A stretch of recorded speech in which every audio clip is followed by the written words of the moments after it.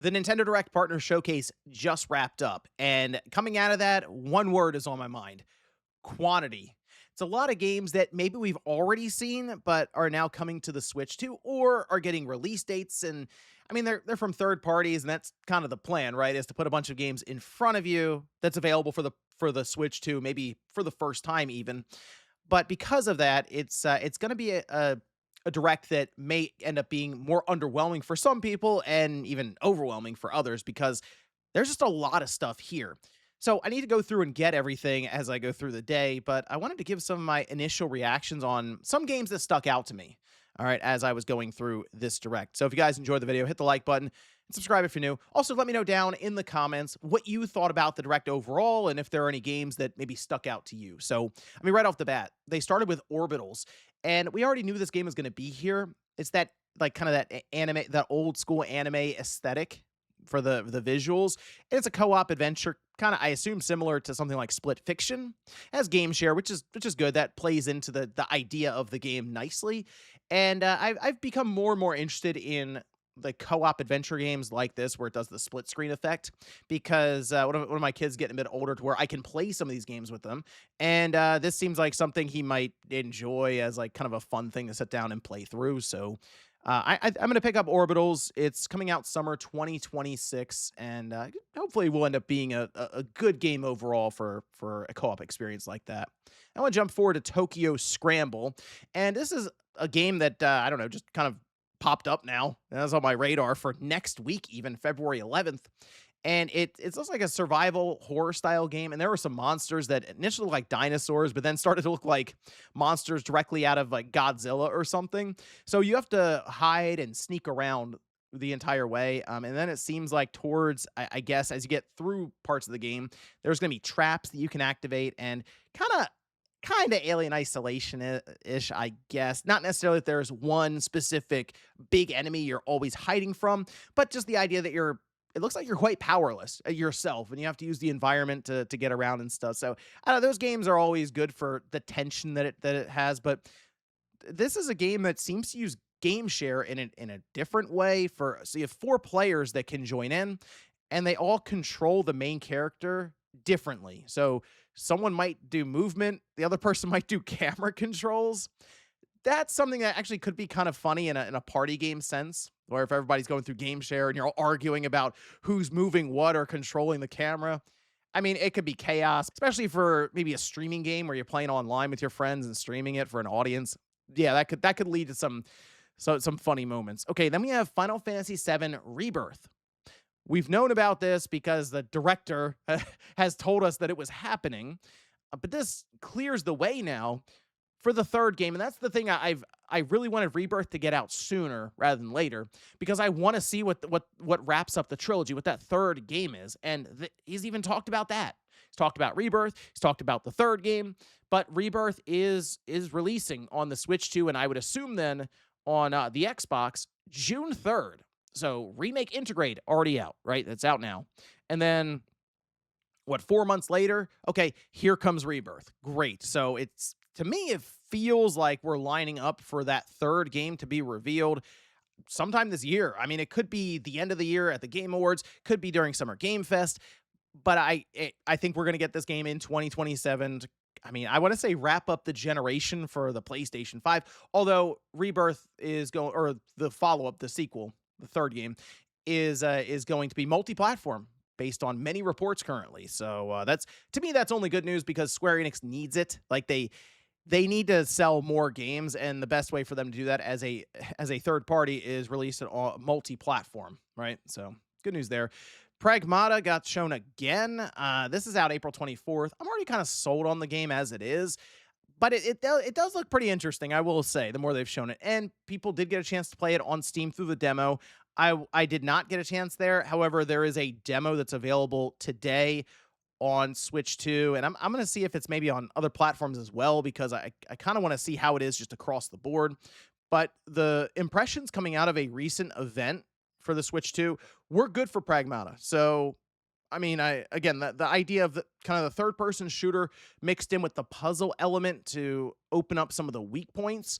There could be a lot of cool things there, not only with just the overall gameplay style and different enemy types to kind of shake up the way you approach them, but also I feel like with progression, as in maybe if you level up certain aspects for your character, you'll have less things you have to do to open up weak points, or maybe even more you can do, but then it opens up massive weak points to where you can blow them up quickly. So there's a lot of cool things I feel like with the gameplay for that. And then I want to point out one game that immediately jumped out to me, which was Digimon Storytime Stranger. And I'll explain why. So I went, oh, wow, okay, great. Digimon is going to the Switch 2. Makes sense. Switch 2 being big in Japan. I'm sure this will be a game that does well there, even though it's showing up a bit later. But then they go to a performance mode at 1080p 60 FPS. Why is this strange to me? Well, the PS5 version that I was playing, even on the PS5 Pro, was 30 FPS. And I 4K 30, sure, but I don't even think it supported HDR correctly, if I'm not mistaken. And it was always a weird one because the game doesn't look graphically intensive, but it was stuck at 30. And with the PS5 Pro, so it works in both directions here. You give up some graphical fidelity or performance for the Switch 2 because it is a system you can take on the go with you as well as play docked. The PS5, on the other hand, you don't have the option to take with you portably. So you look at that and say, I'm going to give up that maybe convenience factor because I know with it just being tethered to the wall, it doesn't have necessarily issues around thermals or power draw. I would expect it to be at least that premium console level experience, especially with the PS5 Pro. So yes, I go into some of these games expecting, well, it's going to be 60, obviously. I mean, the game itself, again, not graphically intensive. Let's see 60 FPS, but it hasn't been. It's been capped at 30. So maybe with this Switch 2, I haven't looked yet. Maybe there is an update for the PS5 that will go to 60 FPS. I'll look into that a bit more because I did kind of drop the game a bit.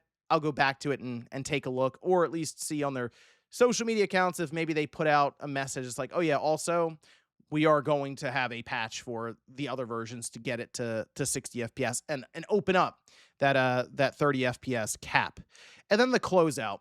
So this is the closeout isn't bad, but it's also not something that's necessarily shocking all the way around. Like, so they're games that are already out on other platforms, and this is still kind of the running theme with these partner showcases that people expect. It's like you're probably going to see games that are already out, all right?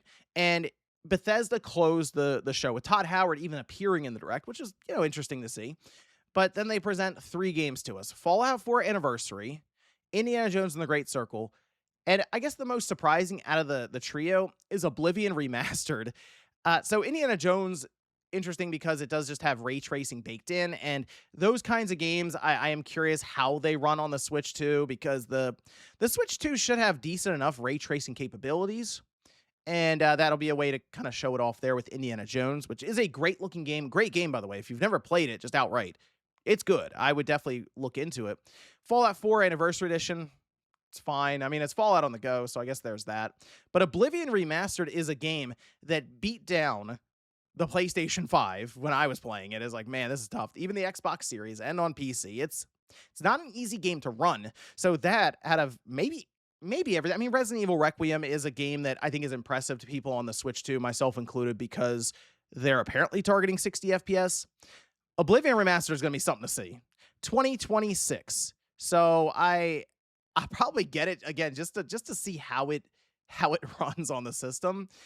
But looking up and down this direct lineup, again, quantity comes to mind. A lot of stuff was shown. There was an entire sizzle reel that I was having a hard time keeping up as I'm trying to get notes. And I just went, you know what? I'm going to just type up the titles as I can and then go back and fill in all the information so that tomorrow I'll be able to go through everything that was announced here. But the other thing that I'm noticing with Nintendo during this obvious cross-gen period, they want to tell you about games that's on Switch 1 and Switch 2, but it is kind of becoming lost in the weeds a bit with how much stuff they throw at you, like back to back to back to back, to where you might see a game and then a Switch 1 logo and Switch 2 logo pop up, and then it's like, oh, here's just a Switch 1 game, here's a Switch 2 game. It's kind of all over the place currently, and I mean, they were trying to do just a section for Switch 1, and then they mixed things together, and then it was just a bunch of Switch 2 games. So it was kind of chaotic there.